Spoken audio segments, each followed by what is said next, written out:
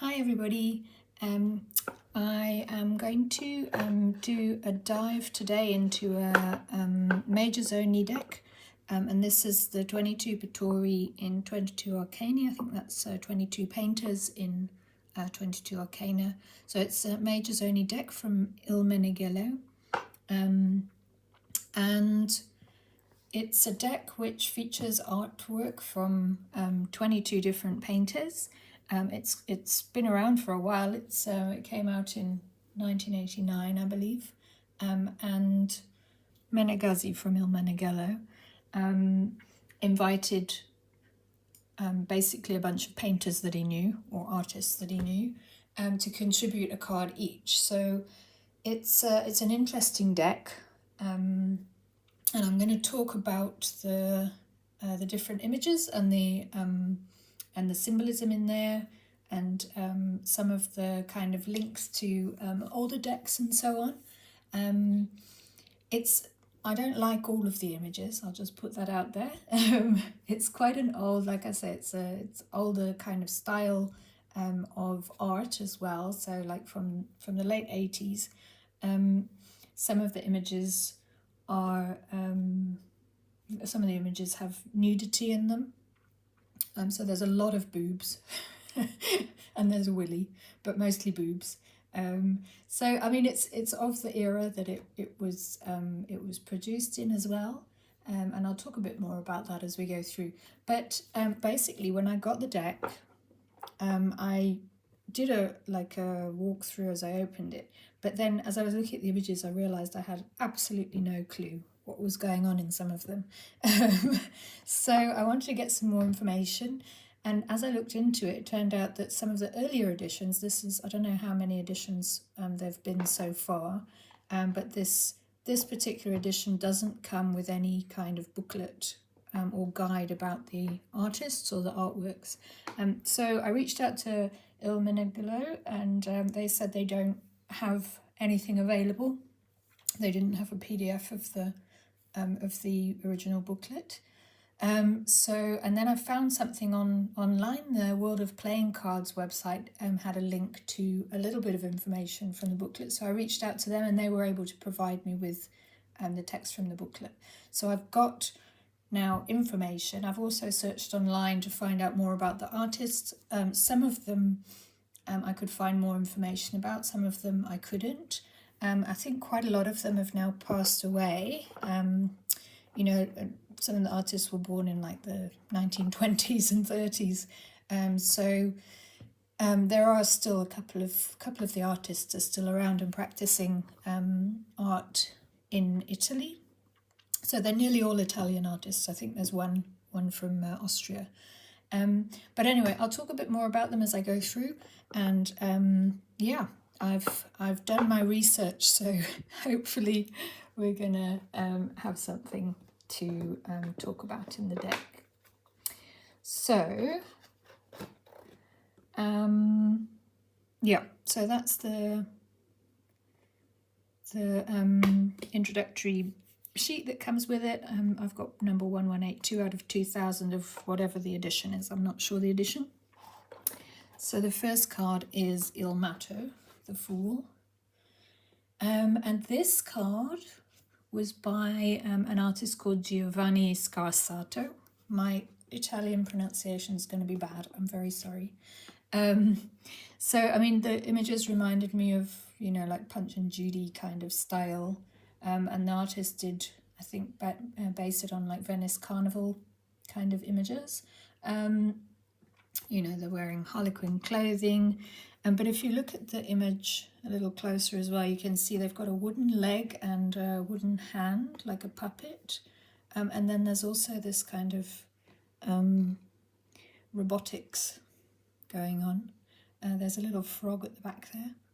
And and the pole, instead of having a pack, a bundle, there's these 3 different shaped pieces hanging from it.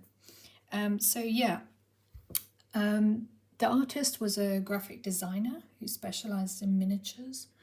And he, in the booklet, he says that the bizarre and frivolous appearance of the fool is deceptive. He's actually an initiate about to set out in search of the truth. And it says the three symbols may refer to immaturity, madness, and indiscipline.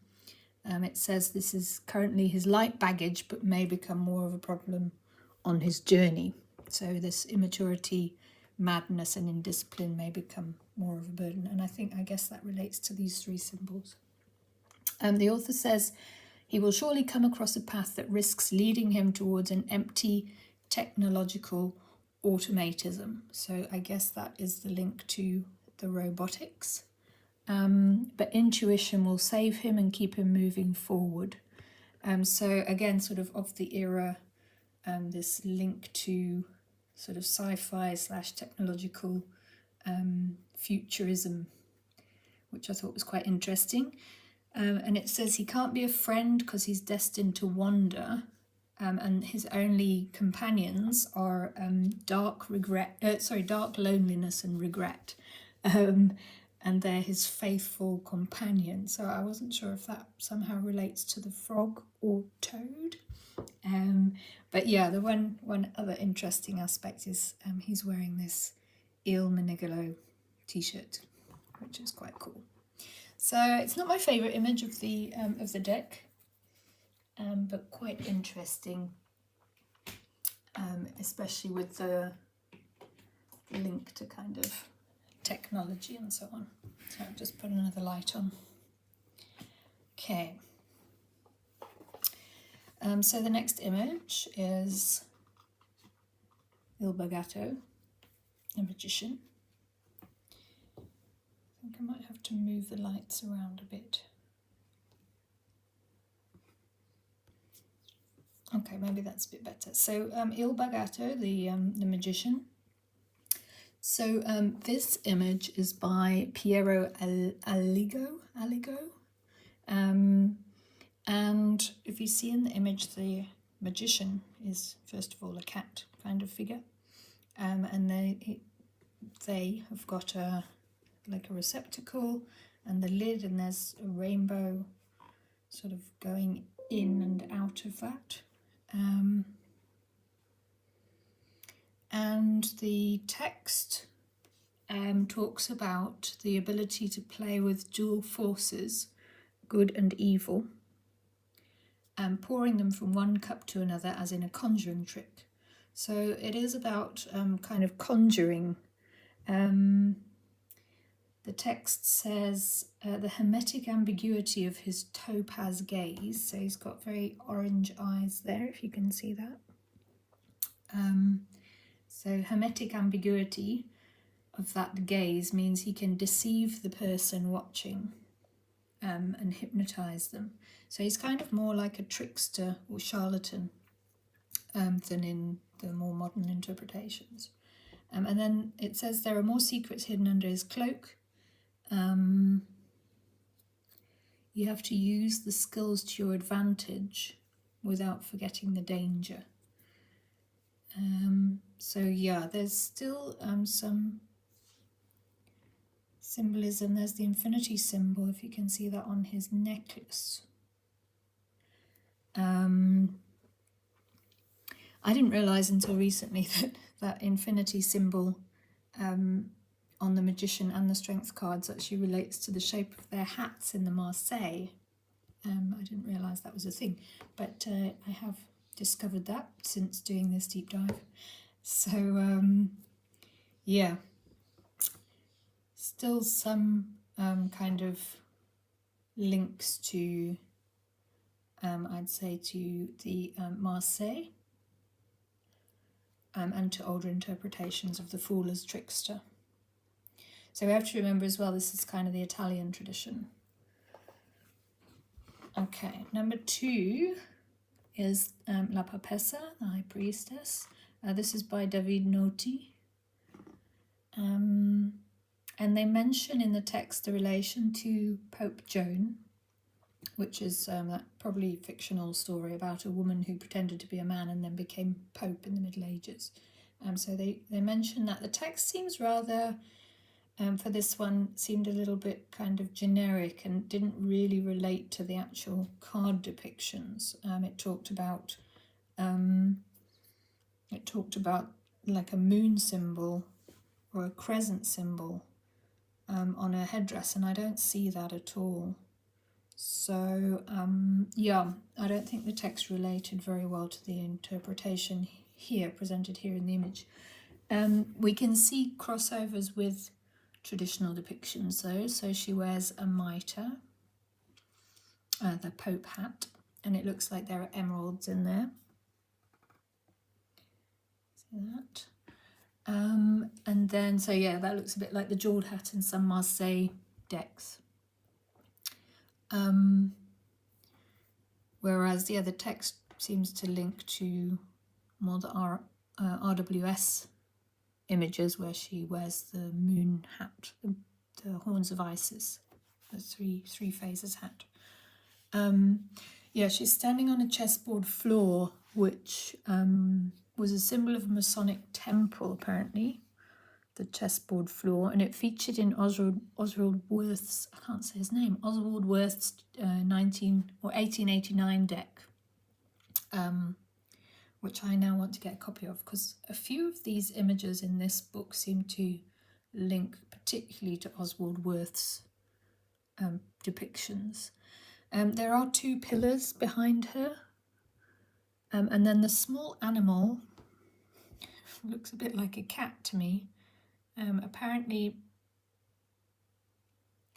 hints at a demonic presence, although I think it's quite cute. And she doesn't seem to be guarding any entrance way to inner mysteries. She's not guarding any entrance as far as I can see. Instead there's this view of an external view, a lush landscape. So it's not really inner mysteries. So I don't know about that. And there's no Torah in her lap either, or any kind of book. And the key in her left hand has become this kind of baton. So a lot of the symbolism seems to have been lost. But I do like her. She's got a cool face, an interesting expression. She looks a bit, what's the word? Suspicious. No, not suspicious. Knowing. She looks quite knowing. Yeah, so I quite like that card. Okay, so there's nudity in the next card. So this is L'Imperatrice. This is by an artist called Romano Conversano. And I looked and he's got quite a large portfolio online, including numerous nudes. So this is his typical work. He died in 2010, but he did produce quite a lot of portraits during his lifetime.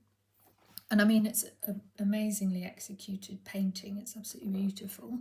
I don't see the need for the nudity, to be honest. She's not nude in other decks. But she has the crown, shield and scepter, as in the Marseille. The chair in this depiction looks like wings, which we know is an interpretation in some decks. And then her skin has this kind of blue, I don't know if you can see, bluey greeny cast, which is quite interesting. The painting, yeah, it's very skilled. The booklet refers to her carnality. I'm not sure how good the Google translation was there, but then it also refers to her decisive resolve and maternal will.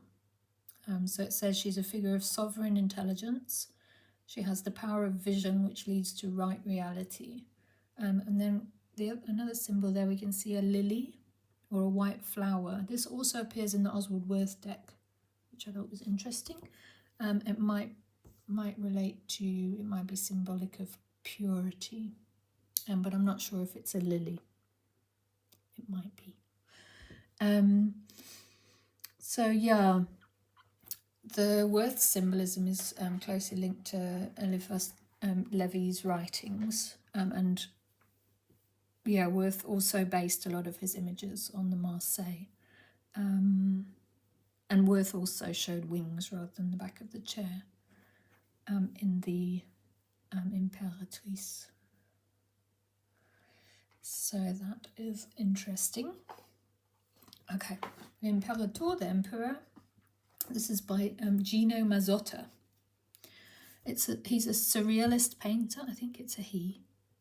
A surrealist painter, and they often painted fantastic birds. So this is very much in their oeuvre. And yeah, they've given us this rather lovely emperor floating on a cloud instead of seated on a throne or a stone block. And the artist writes that the strength of this emperor is not terrible, but that he has beneficent paternal energy. So he's a paternal kind of emperor. He's wearing a griffin mask to ward off. Sorry, I'm struggling with my iPad here. He's wearing a griffin mask to ward off curiosity. And instead of an orb and scepter, he holds an ornamental dagger and a scroll, which contains, apparently the scroll contains the supreme laws for those who can decipher it. So it almost seems like he's got a bit of Hierophant in him, or even a bit of High Priestess. He's got this secret knowledge. And the author in the text asks if this is the famous guardian of the threshold that initiates speak of. So yeah, anyway, I quite like him. He's sort of mostly birdy, kind of lizardy, but then you can see his feet. There's one kind of lizardy crocodile foot, and then the other one's a hoof, which I think is quite cool. And there's this sort of rising sun, I guess. Anyway, I quite like him. He's quite nice. Okay, Il Papa. This is by an artist called Sandro Belenghi. And they were a painter and writer of esoteric texts from Milan. And they describe their Pope as a being of high command whose word is not discussed, a terrible guardian, a keeper of every secret, from whose eyes shines the threatening truth that the common mortal, I'm just showing the threatening truth there, that the common mortal does not yet have the right to know. So this is a scary Hierophant, but I don't find him very scary. I think he's kind of cool. I quite like it. They say in the booklet that spirituality does not always come from a choice, but can also be the fruit of renunciation, which is quite an interesting take on the Hierophant. And you can see in the image there's magic writing on the staff, and also on the disc or shield that they're holding.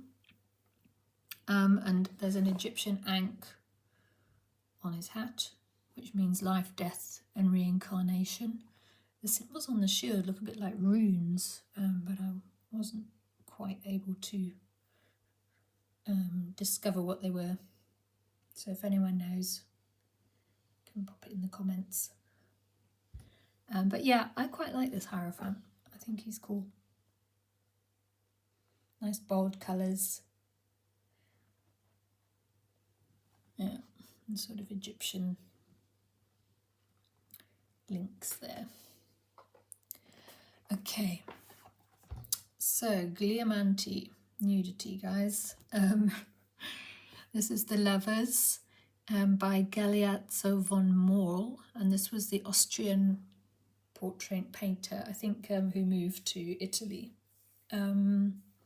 I mean, again, you can see the skill in the painting. Again, it's not my favourite image. Just too much boobs and general nudity for me. The red and blue cloth is apparently the protective mantle of the gods, shielding the lovers. And so I don't know if the female figures behind there are connected to the gods. Perhaps the clothing on the figure on the right might indicate that kind of connection. Toga, is it? I don't know what they're called. And then they refer to this moment in the booklet as universal harmony, and that the conflict between sacred and profane love can create a deep barrier which leads to an important choice. So a choice between virtue and vice. And again, this is similar to the Wirth deck. But this isn't a choice between two women. He's made a choice, or they've each made a choice of the other person. So it's not a choice between two people, but it's a choice between sacred and profane love. But it does retain the choice meaning, which relates to the sort of more Marseille kind of interpretations of the lovers, I think. Okay, Il Carro, the Chariot. And this is by an artist called Giorgio Dell'Aglio, who was a humorous painter. I think the name translates as George of Garlic, which is kind of an indication, I think, that they were they painted cartoons. And the booklet says, "Don't be fooled by the cheerful company arriving on the chariot of Thespis. It may conceal a false appearance of triumph, when in fact," they go on to kind of describe that the horses are pulling in different directions, and it'll take a skilled charioteer to keep to the right path. And at the end of the booklet, the little paragraph, they say, "In any case, carefreeness or carelessness is the best path to follow, because after all, nothing and no one should really be taken seriously." So again, relating to the artist's kind of comic background. But yeah, I mean, this one's quite fun. I like it. The star reminds me of like Popeye comments or something. We do get more boobs, but that's common in like the Osvaldo Menegazzi tarot. Also features boobs on the sphinxes, so I don't mind too much. Yeah, the charioteer, you can see, is smoking a pipe, which is quite fun. Yeah, and the sphinxes themselves, that's like Levi and Wirth's decks. There are pyramids in the background, so again, a kind of Egyptian mystical link. And then there's 4 elements appear at the base of the canopy poles as well. So you can see fire, water at the back there, earth as the flower, and then this cloud, presumably air. So I thought that was quite interesting. They built in those symbols. There's also a $sign. So yeah, there's seems to be additional symbolism in here. Oh, and I really like this bird. It's like Dr. Zeus or something. And I looked online and found some of his other cartoons, and he does seem to sneak weird birds in wherever he can. So, little bird with a fish. So yeah, I think in this one there seems to be additional symbolism embedded in the chariot image. I think it's kind of fun. Okay, Justice. I think Justice should have her clothes on, and this one is quite explicit, so just a warning. But yeah, this is the Justice card. It's by an artist called Luca Enoch, and he's still around. He's a comic artist. He draws graphic novels and like adult cartoon style. Yeah. So I mean, I've been into those kinds of comics in the past. I read comics like Sandman and Hellblazer and so on when I was growing up. My older brother was into that kind of style, so I'm used to this kind of style. But I've never been fond of the over-sexualization of women in a lot of those publications. Yeah, and this is probably my least favourite of the images, which is a bit sad because I always also got it on the box. But anyway, because they add one card to the box. Anyway, in the booklet they describe her as terrible Astrea, goddess of justice, and she does hold the typical sword and scales. And you can see at the bottom of the image, if I zoom in a bit there, they look like kind of tormented souls. It looks like one of the circles of hell. And she's kind of crushing them with her foot. So it says her foot crushes the guilty. And they mention a dual nature of this goddess, a demonic aspect, which I think might be implied by the seal of Solomon on her chest there. And also an angelic aspect. So perhaps the five-pointed star. And also reflected in the yin-yang symbol. I'm not sure what these two guys in the back are. They might be golems or something. Not exactly sure. But yeah, that is the Justice card. And yeah, like I say, probably my least favourite in the deck. Although, I mean, I can see the technical skill in the drawing, but not my thing. Okay. Paolo Giorno did this Hermit card. Which is, I think, you know, it's beautiful. It's a lovely card. And it's probably quite self-explanatory. The booklet doesn't directly address the owl symbolism, but it just says that from someone who contemplates the universe, deep thoughts can be born. You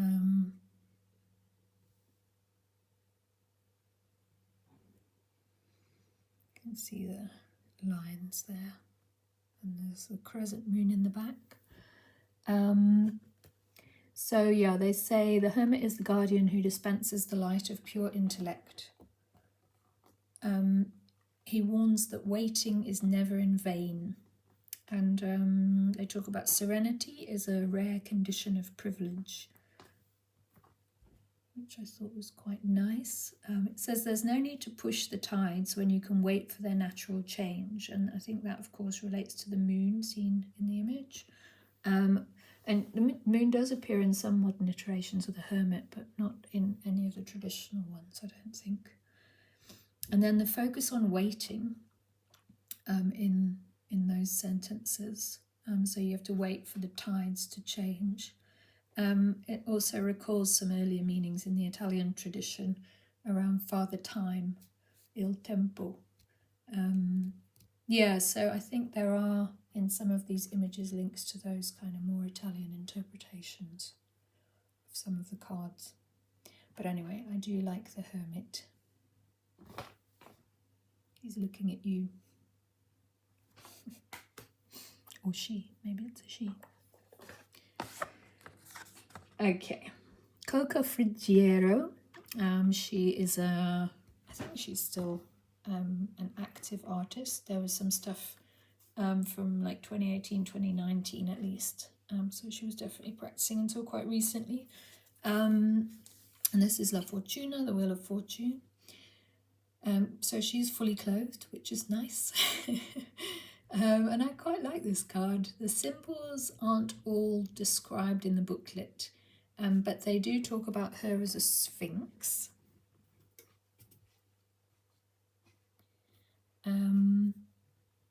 And she has a sort of cat face on her tummy. I don't know if you can see that very well. Yeah, it's quite interesting. And I like her blue wings as well. Then in the bottom right, there's a sort of fearsome monster with, it looks like it's got several heads. Sorry, I'm just getting my light a bit closer because this is quite a dark image. Yeah, I think it looks like it's got more than a couple of heads. Not exactly sure what's going on, but that may be a typhon. So typhon was referred to in some descriptions of the Wheel of Fortune card. And a typhon has 100 fire-breathing heads. And then the unicorn may be a reinterpretation of Hermanubis, which was another of the symbols in the Wheel of Fortune card, and it kind of turned into a donkey in some decks. Hermanubis was, I think, a dog-headed man. No, I can't remember. But yeah, various different interpretations have appeared over time. And then she has a nice blue snake wrapped around her leg. And she's dropping some coins, you can see that, which I think is quite a nice reference to the Wheel of Fortune. So it says the figure is the symbol of a constant eternity, ever present in the ebb and flow of life. Man passes like a comet, while the essence of divinity remains intact. So the essence of divinity and the fruit and the headdress. I do like this image. I think it's really nice, actually. Very rich, and the colours are really nice as well. Okay, Wheel of Fortune. The 11th card is La Forza. And this is an abstract painting, as you can see, or surrealist, abstract, more surrealist, I guess. So it's a bit of a tricky interpretation. I did my best with the Italian text. So the red blob there is a button, which you can see if you zoom in a little bit. See that? And pushing the button leads to the energetic spiral of objective reason. So that's the brain. And then that transforms into imaginative knowledge, which is the sun, I presume, floating in the blue space. But getting in the way of that process of reason turning into imaginative knowledge are daily needs, and that is symbolized by the spoon and fork. I thought that was about somebody bending spoons with your mind, but that was my first interpretation. But the text in the booklet seems to imply that these are like everyday needs which get in the way of the process of sort of creative imagination. But humanity can achieve its goals through the power of thought, courage and determination. So relating to fortitude. And it says this borders on free will and the triumph of love over hate. So there's the kind of strength meaning. The triumph of love over hate, reason substituting for brute force. So it's that strength through compassion kind of link. But then at the end it kind of says it depends who pushes the button, which I think is quite pertinent these days. So yeah, an interesting card. Not my favourite image, but quite an interesting interpretation of the strength card. Okay, La Apeso.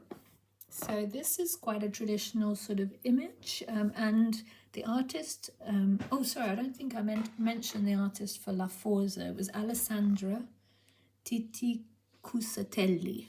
She was, abstract artist. La Peso, the Hanged Man. This artist did their own deck, full deck. And the artist's name is Domenico Balbi, and the full deck by them is called Tarot Balbi, and it looks great, actually. It was published by Fournier, but it's long out of print, and getting a copy is like £100, so it's on my grail list. I'll probably never manage to get the hold of that one, but it's a really nice deck, actually. So this is quite a traditional Hanged Man, you can see. The colours are really cool. It's like a purpley pink. Don't know if you can get that from the lights in my studio, but it's a purpley pink in the background. And then there's a notable symbolism there, the bags under that they're holding in their arms. So that relates to Judas Iscariot, who betrayed Jesus for 30 pieces of silver. This was mentioned in the booklet. And apparently early Italian cards also show the Hanged One holding these bags of coins, and again that link to Judas Iscariot. The Oswald Wirth also has them, so again there's that interesting link, and I do wonder if a lot of the artists use the Wirth as a reference for their paintings. Tarot Heritage says, yeah, I got quite a lot of useful information from the Tarot Heritage site as well. And they say occultists found significance in the geometric structure of the image. The hanged man's body makes an inverted triangle topped by a cross, the alchemical sign of accomplishing the great work. And they provide a picture of this alchemical symbol of accomplishing the great work, and it is that symbol that's on this hanged man's tummy. They have it the other way up, so the head is the triangle pointing downwards and then the cross at the top. So obviously if the hanged man was not hanging upside down, that is the symbol of the great work. So that's quite interesting. Yeah, I like that image. I like that depiction of the hanged man. And he's got a nice smile as well. Looks quite happy. Okay. The next card is La Mort, Death. So this is by Pina Andronico Tosonotti, a surrealist artist.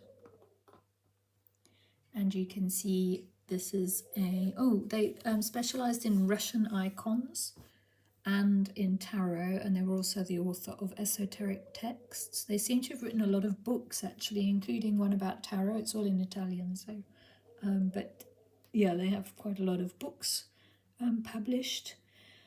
The booklet says, those who fear the Grim Reaper angel may instead encounter a colourful death, similar to a mask from the kabuki theatre. That's a Japanese theatre tradition known for their highly decorated costumes, so that must be the influence here. And then it says the tips of its Gothic wings are sickles thrown into space. So you can see there, this is like a sickle shape on the tips of the wings. Looks like the image has been cropped a little. Yeah, so I like death as a butterfly anyway, the idea of change and transformation. They mention in the booklet the dismay that precedes regeneration, so definitely about regeneration. And yeah, somehow they've also managed to sneak some boobs onto this picture. Didn't know butterflies have boobs, but there we go. Yeah, I like that image as well. I think it's a really nice image for death, with all of the links to kabuki and the sickles and so on. It's the face of the butterfly. Quite cool. Okay. So La Temperanza. So this is my current card that I'm working with quite a lot. And it's my favourite card in this deck. I think this image is amazing. So it's by Giuliano Spagnol, a photographer. And yeah, you can see there's this sort of image or painting, either printed or painted onto the wall. So that's like a texture of a wall behind. So this image is I think painted onto the wall or printed onto the wall, and then the liquid that they're pouring is actually pouring into the shadow of a vase. So the shadow is cast by light through this clear glass vase, and I think that's gorgeous that the painting is pouring liquid into the shadow. I think that's really nice. So yeah, the text in the booklet says, a winged creature pours the primary essence of virtue into the vessel of life. Whoever is strong enough and wise enough not to give up his weapons in the face of the enemy will have the glory of victory. Other virtues that make up the liquid of the essence are hope, tolerance, patient foresight, and tenacity. And to fuse human and divine, you must also free yourself from ignorance and guilt. So yeah, I think there's some nice kind of ideas there about balance, light and dark, and the virtues, hope, tolerance, foresight, tenacity. Yeah, I really like that card. I'm glad I got the deck, if only for that card. There are a couple of other cards I really like as well, but that is beautiful. Yeah, I think that's going on my desk. Okay. And this next card, there is once again nudity. This time it's a willy and boobs. You know, it was the 80s. So the devil. We have a phallic deity, Baal as a fallen angel. Let me just show you his face or her face, their face. So androgynous figure.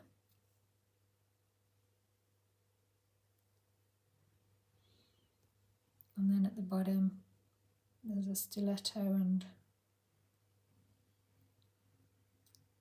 sort of fish scale stockings, which is quite interesting.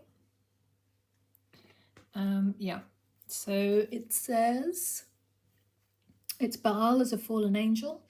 His desire to enslave, it speaks of them as a male, so I'm saying it that way. His desire to enslave man is nothing but the fallen angel's revenge against those who can reach the God he has denied but still desires. So he's like meting out punishment on humans because he still desires God. The text doesn't explain the high heels or fish scales, but I do quite like this devil. The face looks rather sad, I think. And the text explains that the demons projecting their own features and vices onto the mirror of humanity, and then ends up suffering from it themselves, and that they're actually seeking to be liberated from the slavery of evil. So rather than the humans trying to be liberated from slavery, this is actually about the devil themselves trying to be liberated from the slavery of evil. So quite an interesting interpretation again, I think. Il Diavolo. That artist was Marissa Bello. Marcello Brancaforte has painted the tower, La Torre. And again, this is closely linked to traditional images, you can see, including the stylized sort of cloudy lightning of some Marseille images. There are two figures falling. One is a woman, I think, on the right side there.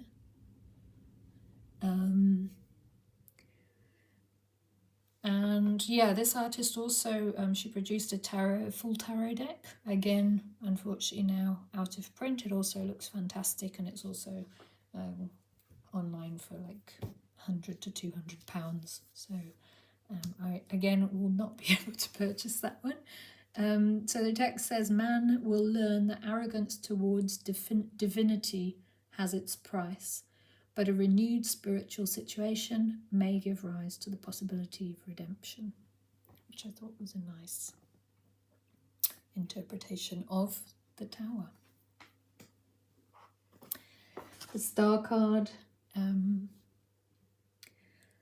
This is Giorgio Tavaglioni. I mean, the star card is usually features a nude figure. The difference in this one is that her gaze is on us, which is not so usual in depictions of the star.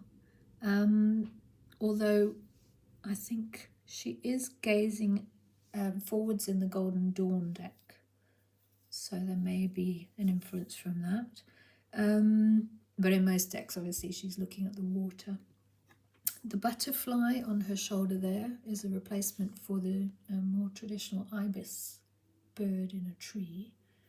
And the butterfly also appears in Wirth's deck, so another link to Oswald Wirth's work. And yeah, the butterfly represents Psyche. And the text for this card reads, the great star Sirius, together with the other 8 sacred planets, shines in the deep blue space where Isis kneels to water the Nile. So yeah, I think it's a very pretty image actually. But I'd rather her gaze were on the water. Yeah, this artist created a full deck as well, also now out of print and very expensive. And it's called the Stairs of Gold Tarot. Giorgio Tavaglioni. This is the Moon card by Gianni Melonischi, La Luna. And there's a sculptor, a surrealist painter. They also seem to be pretty famous. You can see the moon there. You can also see, I don't know if you can see with this light, the dark half of the moon. So it is a full circle, which is quite interesting. And the colour there is a very deep kind of indigo blue. Might not reflect so well. The checkerboard floor again symbolises a temple, a Masonic temple, as well as a game of chess, and they kind of refer to a game of chess in the text. The text was pretty impenetrable. I didn't really understand this one. They talk about the initiatory eye of Solomon, which is the eye there in the centre. And it says the adept, presumably the person asking the question of the deck of cards, the adept will penetrate the mysteries of the sanctuary, travel the path of light from west to east, and will rest from his labours in the shade of the tree of life. So I think that must be the symbolism of the leaf as the tree of life. Alternatively, it says if the chessboard remains empty, there will be only a useless journey and the darkness of gnosis, esoteric knowledge. So, yeah, the useless journey, the darkness of esoteric knowledge. So that sense of the moon as like deception and confusion. Yeah, but it was one of the more difficult kind of descriptions to interpret. Okay. The Sun, Il Sole. This is by Osvaldo Menegazzi from Il Meneghello. You may know he passed away in 2021, and he was the person who curated this deck and invited the various different artists to contribute. So yeah, he painted the Sun card. He's described as a surrealist painter in the booklet. And it says the solar deity emerges in all its clear splendour, in absolute completeness. It's born from a shell, so that's the shell there, that lies in the womb of the sea, exploding from an umbilical cord of coral with all its creative force. It's Osiris, Lord of the nocturnal words, who from the darkness of the sunset after a very deep sleep transforms into Ra, the star of the day, Lord of the diurnal words, bringing fertility, beauty, truth, light, love. The sun is the state of being at the last step, the resurrection. Here everything is overcome. No one runs the risk of regression. So yeah, that was sort of almost the full text. But yeah, it's this idea of being the sun being reborn every day from the cradle of the ocean. So I think that's the symbolism of the shell as the sun rises over the sea. So yeah, I do like this one. It's quite a beautiful image. It almost looks like a tree, but it's coral. Sort of holding the sun as it rises in the sky. Yeah, I think it's a nice image. I like the colours.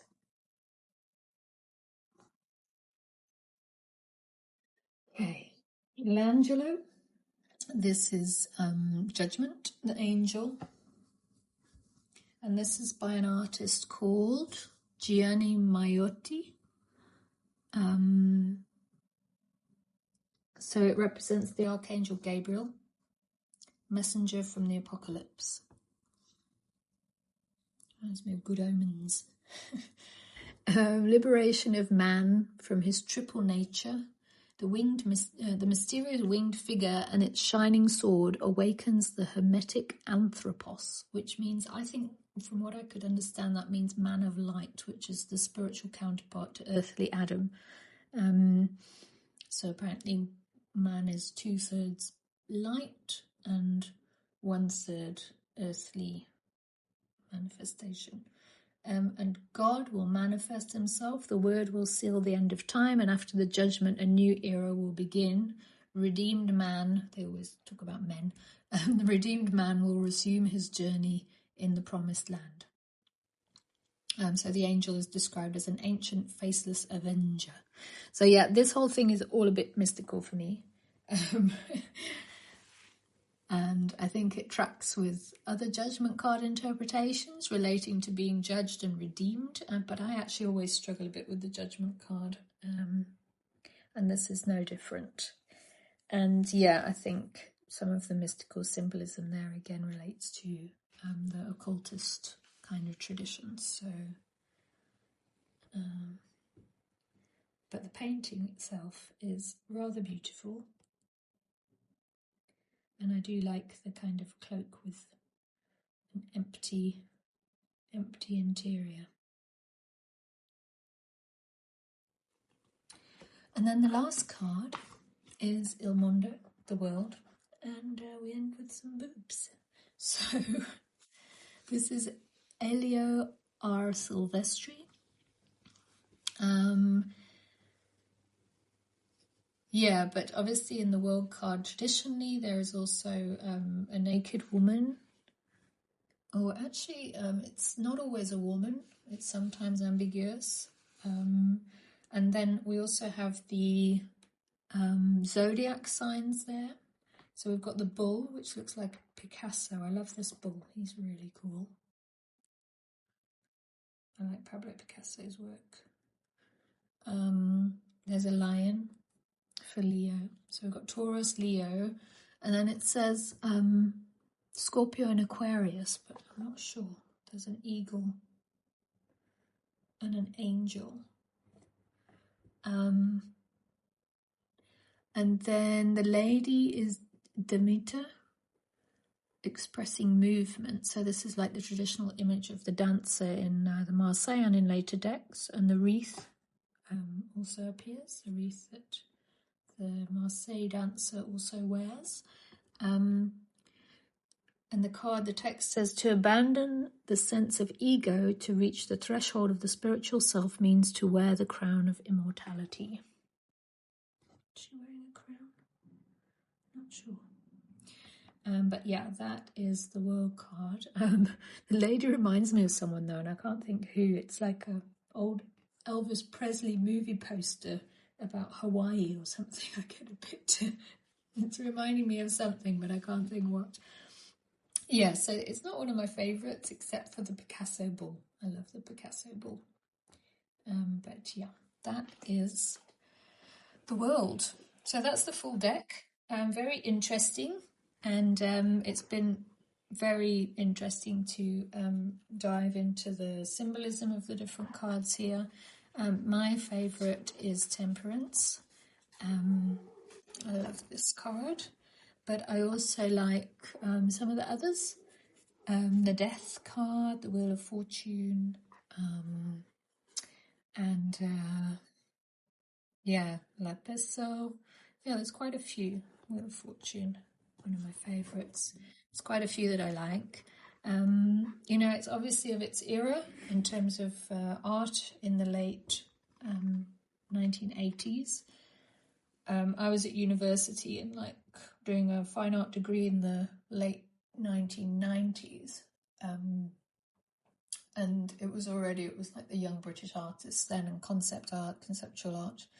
So things had moved on. But I mean, we can see the influence of surrealism, particularly in quite a few of these cards as well, and obviously also of its place. So there definitely seem to be some clear links to Italian traditions in the tarot, as well as the Tarot of Marseille, in some of the meanings, which I thought was very interesting. And then, yeah, this strong link to French occultist decks from like the late 1800s and esoterica texts, as in Eliphas Levi's work. So very interesting. I probably won't use the deck for readings or drawing cards because some of the images do make me a bit uncomfortable. But as an artifact, I think it's really a really nice deck to have. And yeah, I'll probably put the Temperance card somewhere on my desk. And yeah, let me know in the comments if you've got any more insights into any of the cards, the traditions, the way this links to other decks and the Italian tradition and so on. And thanks for watching if you stayed to the end, and I hope you have a great day.